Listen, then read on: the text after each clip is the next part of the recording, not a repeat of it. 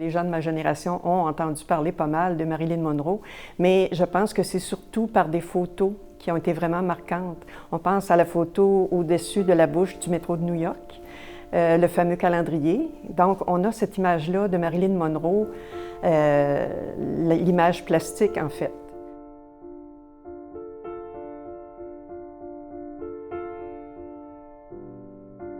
Bonjour, mon nom est Lise Dupuis.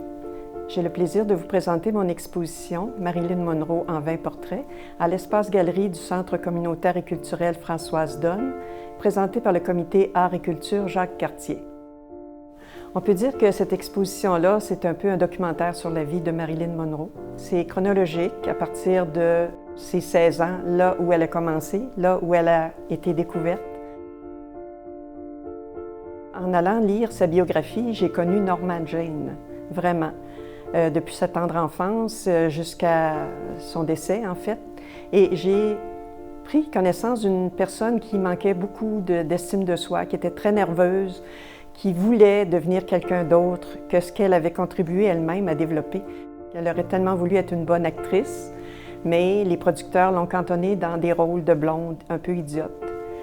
Alors, elle n'a pas pu en sortir parce que les producteurs ne voulaient pas justement laisser tomber cette recette qui leur apportait tellement. À l'adolescence, j'ai fait beaucoup de dessins.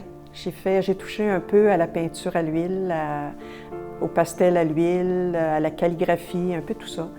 Et puis, par la suite, j'ai commencé à travailler assez tôt. Puis, je me suis mariée jeune, j'ai eu des enfants.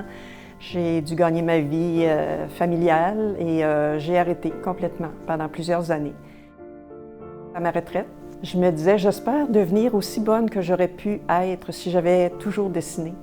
Donc aujourd'hui, je pense que j'ai la chance de développer encore plus rapidement parce que j'ai vraiment fait beaucoup de portraits. J'aime beaucoup voir le dessin prendre vie, en fait. Ça prend beaucoup d'observation, de patience, et puis ça se développe. Au début, je ne voyais pas les nuances de ton, de peau.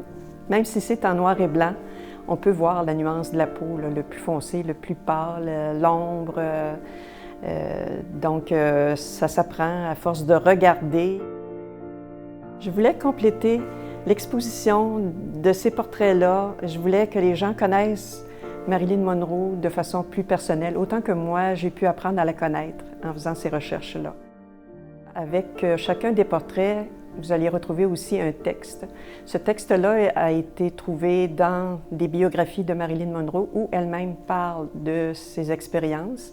Il y a aussi des artistes qui ont parlé d'elle, de leur relation avec elle.